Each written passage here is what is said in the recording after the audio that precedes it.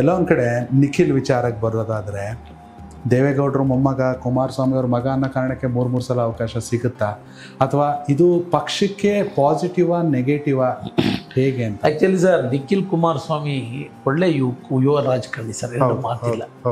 ಆದರೆ ಆಯಾ ಕಾಲಘಟ್ಟಗಳಲ್ಲಿ ಕೆಲವು ತೆಗೆದುಕೊಂಡಂಥ ನಿರ್ಣಯಗಳು ಎಲ್ಲೋ ಒಂದು ಕಡೆ ಒಂದು ಸ್ವಲ್ಪ ತಪ್ಪಾಯ್ತೇನೋ ಅಂತ ಅನಿಸುತ್ತೆ ಸರ್, ಅನಿಸಿದೆ ಸರ್. ಏಕೆಂದರೆ ಆ್ಯಕ್ಚುಲಿ ಒಳ್ಳೆಯ ನಡವಳಿಕೆ ಇರ್ತಕ್ಕಂಥ ಒಬ್ಬ ಯುವ ನಾಯಕ, ಅದರಲ್ಲಿ ಎರಡು ಮಾತಿಲ್ಲ. ಬಟ್ ಭವಿಷ್ಯ ಇದೆ. ಬಟ್ ಒಂದೇನಂದರೆ ಕಾರ್ಯಕರ್ತರಲ್ಲೆಲ್ಲ ಒಂದು 2 ಸಲ 3 ಸಲನೂ ಇದೇ ಥರ ಆಗ್ಬಿಡ್ತು ಅನ್ನೋ ಭಾವನೆ. ಆ್ಯಕ್ಚುಲಿ ಚನ್ನಪಟ್ಟಣಕ್ಕೆ ಅವ್ರು ಇಷ್ಟಪಟ್ಟಾರೆ ಇಲ್ಲ, ನನಗೂ ಕೂಡ ಹತ್ತಿರವಾಗಿರ್ತಕ್ಕಂಥನು. ಕೊನೆ ಗಳಿಗೆನಲ್ಲಿ 15 ದಿವಸ ಇದ್ದಂಗೆ ಅದು ಡಿಸಿಷನ್ ಆಗಿದ್ದು ಸರ್. ಸಿ ಪಿ ಯೋಗೇಶ್ವರ್ಗೆ ಆಫರ್ ಮಾಡಿದ್ದು ನಿಜನಾ ನೀವು? ಹೌದೌದು. ಪ್ರಾರಂಭದಲ್ಲಿ ಸ್ವಲ್ಪ ಕಾರ್ಯಕರ್ತರುಗಳು ಒಪ್ಪಿಗೆ ಸೂಚಿಸಿಲ್ಲ, ಮತ್ತೊಂದಿಲ್ಲ ಅಂತ ಪ್ರಾರಂಭದಲ್ಲಿ ಆಗಿರ್ಬೋದು. ಆಮೇಲೆ ಯೋಗೇಶ್ವರ್ ಅವ್ರಿಗೆ ಆಹ್ವಾನ ನೀಡಿ ಎಲ್ಲ ನೇರವಾಗೇನೆ ಅವಕಾಶ ಆಗಿರೋದು. ಹಂಗಾರೆ ಅವ್ರು ಇಷ್ಟು ದಿನ ಹೇಳಿದ್ದೆಲ್ಲ ಸುಳ್ಳು. JDS ಪಕ್ಷದವ್ರು ಮೋಸ ಮಾಡಿದ್ರು, ಮೈತ್ರಿ ಅಂದರು, ನಾನು ಕರಲೇ ಇಲ್ಲ, ನನಗೆ ಯಾರು ಫೋನೇ ಮಾಡಲಿಲ್ಲ, ಕನೆಕ್ಷನ್ದಲ್ಲಿ ಕಾಂಗ್ರೆಸ್ ಅವ್ರು ಕರೆದ್ರು. ಅಲ್ಲಿ ಪ್ರಾರಂಭದಲ್ಲಿ ಏನಾಯಿತು ಅಂದರೆ ಸರ್, ಈ ಸ್ಥಳೀಯ ಕಾರ್ಯಕರ್ತರುಗಳನ್ನ ಅವರಲ್ಲೂ ಸ್ವಲ್ಪ ಡಿಫ್ರೆನ್ಸಸ್ ಇತ್ತು. ಓಕೆ, ಈಗ ನಮ್ಮ ಪಕ್ಷದ ಸ್ಥಿತಿಗತಿ ಏನು, BJPಯಿಂದ ನಿಂತಿರೆ ಅನ್ನೋದು ತೋಳಿ ನಮ್ಮದನ್ನ 2 ಬಾರಿಯಿಂದ ಕುಮಾರ ಪ್ರತಿನಿಧಿಸಿದ್ದಾರೆ. ಕಾನ್ಸ್ಟಿಟ್ಯೂಷನ್ ನೇರು ಬಿಟ್ಕೊಟ್ರೆ ನಮಗೆ ಅಸ್ತಿತ್ವಕ್ಕೆ ಧಕ್ಕೆ ಆಗುತ್ತೆ ಅನ್ನೋದು ಅಲ್ಲಿಯ ಕಾರ್ಯಕರ್ತರು ಮುಖಂಡರುಗಳ ಅಭಿಪ್ರಾಯ ಇತ್ತು. ಅದೆಲ್ಲ ಸ್ವಲ್ಪ ಕೂತು ಚರ್ಚೆ ಮಾಡಲಿಕ್ಕಲ್ಲಿ ಏನಾದ್ರು ಗ್ಯಾಪ್ ಆಯಿತೋ ಏನೋ ಗೊತ್ತಿಲ್ಲ. ಒಟ್ಟಾರೆ ನಿಖಿಲ್ ಅವರು ಆ್ಯಕ್ಚುಲಿ ಅವರು ಮುಂದೆ ಬಂದು ನಿಲ್ತೀನಿ ಅಂದವರೆಲ್ಲ ಪಕ್ಷ ಮಾಡಿದಂಥ ತೀರ್ಮಾನ.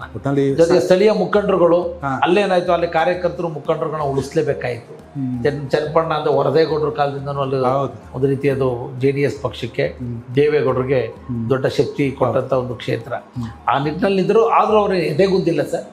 ಈಗಲೂ ಕೂಡ ಎಲ್ಲ ಕಡೆ ಒಡನಾಟ ಇಟ್ಕೊಂಡು ಹೋರಾಟ ಮಾಡ್ತಿದ್ದಾರೆ. ಇಲ್ಲ, ಈಗಲೂ ನೋಡಿದ್ವಿ ಮೊನ್ನೆ. ನನಗೇನೋ ಅವ್ರಿಗೆ ದೊಡ್ಡ ಉತ್ತಮ ಭವಿಷ್ಯ ಇದೆ ಅನ್ನೋದನ್ನು ಹೇಳ್ತೀನಿ. ಇರಲಿ, ಆದ್ರೂ ಸೋತ್ರೂ ಕೂಡ ಎದೆಗುಂದಿಲ್ಲ. ಖಂಡಿತವಾಗಿ ಅದ್ರ ಬಗ್ಗೆ ನನಗೆ ನಂಬಿಕೆ ಇದೆ. ಮುಂದಕ್ಕೆ ಒಳ್ಳೆಯ ಒಂದು ಅವಕಾಶಗಳು ಅವರಿಗೆ ಲಭ್ಯವಾಗ್ತದೆ ಸರ್. ಚನ್ನರಾಯಪಟ್ಟಣ ಅಂದಾಗ ನಾವು ಬೆಂಗಳೂರಲ್ಲಿ ಕೂತ್ಕೊಂಡು ಅಥವಾ ರಾಜ್ಯದ ಯಾವುದೋ ಮೂಲೆಯಲ್ಲಿ ನೋಡಿದಾಗ ಬರದ ನಾಡು ತುಂಬ ಕಷ್ಟ. ಆದರೆ ನೀವು ಬರದ ನಾಡಿನ ಭಗೀರಥ ಅನ್ನಿಸ್ಕೊಂಡ್ರಿ. ನೀರಾವರಿ ಯೋಜನೆಗಳು ಕಂಪ್ಲೀಟ್ ಆಗಿದೆಯಾ? ನಿಮಗೆ ಸಮಾಧಾನ ಇದೆಯಾ ಸರ್? ಈಗ ನಮ್ಮಲ್ಲಿ 85% ರೀಚ್ ಆಗಿದ್ದೀವಿ ಸರ್. ಓಕೆ. ಹಿಂದೆ ನಮಗೆ ಯಾಕೆಂದರೆ ಸರ್, ಏನಿಲ್ಲದೆ ಹೋದ್ರೂ ಬದುಕ್ಬೋದು ಸರ್, ನೀರಿಲ್ಲದೆ ಹೋದ್ರೂ ಬೇಕಾಗಲ್ಲ. ನಮ್ಮಲ್ಲಿ ಫ್ಲೋ ಇರಿಗೇಷನ್ ಇದು ಕೇವಲ 20%. ಇನ್ನೆಲ್ಲ ಡ್ರೈ ಬೆಲ್ಟೆ ಸರ್. ಓಕೆ. ದೇವೇಗೌಡರು ಸಹ, ಏಕೆಂದರೆ ನಮ್ಮದು 0 to 72 ಕಿಲೋಮೀಟರ್ ಮೇನ್ ಕೆನಲ್ ಬರ್ತದೆ. ವೈ ಅಲೈನ್ಮೆಂಟಲ್ಲಿ ಒಂದು ಕಡೆ ತುಮಕೂರು ಕೆನಲ್ ಹೋಗುತ್ತೆ, ಇನ್ನೊಂದು ಕಡೆ ನಾಗಮಂಗಲ ಕೇರ್ಪೇಟೆಗೆ ಹೋಗ್ತಕ್ಕಂಥ ಚಾನಲ್ ಇದೆ ಸರ್. ಆ ತುಮಕೂರು ಕಡೆ ಬಹುಶಃ ನಮ್ಮ ಟನಲ್ಲು ನಿಮಗೆ ಅದರ ಪೂರ್ಣ ತಿಳ್ಕೊಂಡಿದ್ದೀರಿ ಅಂದ್ಕೊಂಡಿದ್ದೀನಿ.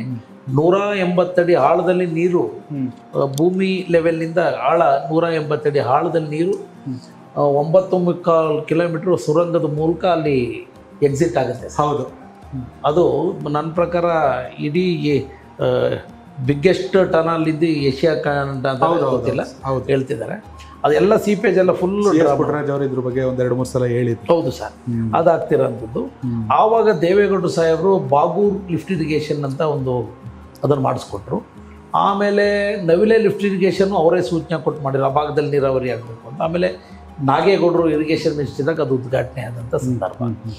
ಆ ಲಿಫ್ಟ್ ಇರಿಗೇಷನ್ ಕೂಡ ಪೂರ್ಣ ಪ್ರಮಾಣದ ನೀರಿನ ಸಾಮರ್ಥ್ಯವನ್ನು ಎತ್ತುತ್ತಿರಲಿಲ್ಲ ಸರ್. 58 ಕ್ಯೂಸೆಕ್ಸ್ ನೀರನ್ನು ಲಿಫ್ಟ್ ಮಾಡಬೇಕಾಯಿತು. 22 ಕ್ಯೂಸೆಕ್ಸ್ ನೀರು ಲಿಫ್ಟ್ ಮಾಡೋದು. ಅವೆಲ್ಲವಕ್ಕೂ ಕೂಡ ಸ್ಟ್ರೆಂಥನಿಂಗ್ ಮಾಡಿದ್ರು ಸರ್. ಆ ಕೆರೆಗಳೇ ತುಂಬ್ತಿತ್ತಿಲ್ಲ ಆ ಭಾಗದಲ್ಲಿ. ಈಗ ಪೂರ್ಣ ಪ್ರಮಾಣದಲ್ಲಿ ಅವು 2 ಲಿಫ್ಟ್ ಇರಿಗೇಷನ್ಗೆ ಸುಮಾರು 30 ಕೆರೆ ತುಂಬಿಸ್ತೀವಿ ಸರ್. ಅಂಟಿದೊಂದು ಕೆರೆ ಇದೆ. ಹೌದು. 1000 ಎಕರೆ ಒಳ ಹೆಸರು. ಹೌದು. ಅದು ಇದುವರೆಗೆ ತುಂಬ್ತಿರ್ಲಿಲ್ಲ. ಅದನ್ನು ಬೇರೆ ಬೇರೆ ಯಾವುದೋ ಮೂಲದಿಂದ ಬೇರೆ ಏನೇನೋ ಪ್ರಾಜೆಕ್ಟ್ ಮಾಡಿ ಅದನ್ನು ಪೂರ್ಣ ತುಂಬಿಸಿ ಆ ಭಾಗ ಕಂಪ್ಲೀಟ್ ಅಂತರ್ಜಲ ಕ್ಲಿಯರ್ ಆಗಿದೆ. ಅದ್ರ ಜೊತೆಗೆ ಸರ್, ಈ ಜನವಾರ ಅಮಾನಿ ಕೆರೆಯಿಂದ ಹಿರಿಸೇವೆ ಭಾಗದಲ್ಲಿ ತುಂಬ ಬರಡಾದಂಥ ಪ್ರದೇಶ ಸರ್. ಅದು ನಾನು MLA ಆಗೋದಕ್ಕಿಂತ ಮೊದಲು ಇವೆಲ್ಲ ಸರ್ವೆ ಆಗಿದ್ದು, ಮತ್ತೊಂದು ಆಗಿದ್ದು ಎಲ್ಲ ಆಗಿತ್ತು ಸರ್. ಮೊದಲು 28 ಕ್ಯೂಸೆಕ್ಸಲ್ಲಿ ನೀರು ಲಿಫ್ಟ್ ಮಾಡಬೇಕು ಅನ್ನೋದಾಗಿತ್ತು ಸರ್. ನಾನು MLA ಆದಮೇಲೆ ನೋಡಿದೆ, ಅದನ್ನು ಟೆಕ್ನಿಕಲಿ ಅದು ಏನು ವರ್ಕೌಟ್ರು ಆಗಿರಲಿಲ್ಲ, ಈ ಟೆಂಡ್ರು ಕೂಡ ಆಗಿರಲಿಲ್ಲ. ಆವಾಗ 28 ಕ್ಯೂಸೆಕ್ಸ್ ಇರೋದನ್ನು 56 ಕ್ಯೂಸೆಕ್ಸ್ಗೆ ಹೆಚ್ಚುವರಿ ಮಾಡಿ ಅಪ್ರೂವ್ ಮಾಡಿಸಿ ಅದನ್ನು ಮಾಡಿದರ ಫಲವಾಗಿ ಇವತ್ತು ಶ್ರವಣಬೆಳಗೊಳ ಸುಂಡಳ್ಳಿ ಪಂಚಾಯಿತಿ, ಜುಟ್ನಳ್ಳಿ ಪಂಚಾಯಿತಿ, ಮತಿಘಟ್ಟ, ಹಿರಿಸೇವೆ ಭಾಗದಲ್ಲಿ ಈಗಲೂ ಕೂಡ ಕೆರೆಯಲ್ಲಿ ಮುಕ್ಕಾಲು ಅರ್ಧ 50% ನೀರಿದೆ ಸರ್. ಆ ಭಾಗದಲ್ಲಿ ಸಂಪೂರ್ಣವಾಗಿ ಅಂತರ್ಜಲ ಕುಸಿತವಾಗಿದೆ ಸರ್.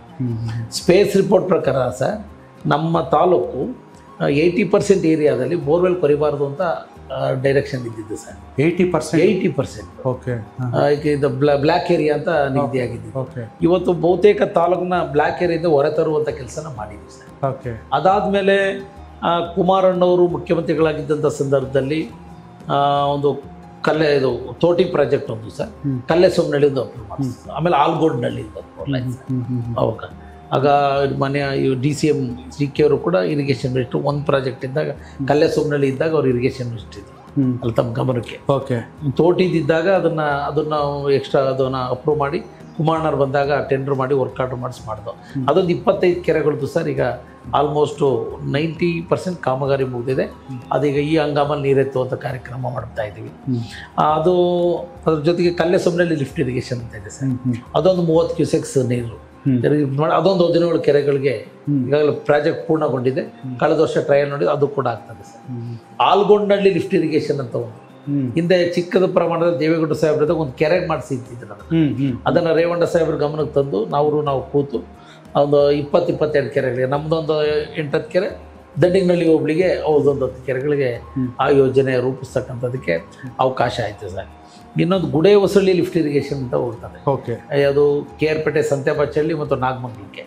ಅಲ್ಲೂ ಕೂಡ ದಮನಿಂಗ್ಲಾ ಪಂಚಾಯಿತಿ ಅಂತ ಬರುತ್ತೆ. ಅದಕ್ಕೆ ಮ್ಯಾನೇಜ್ ಮಾಡಲಿಕ್ಕೆ ಈಗಾಗಲೇ 80% ಕಂಪ್ಲೀಟ್ ಆಗಿದೆ ಸರ್. ಅದನ್ನೊಂದು 20% ಇದೆ.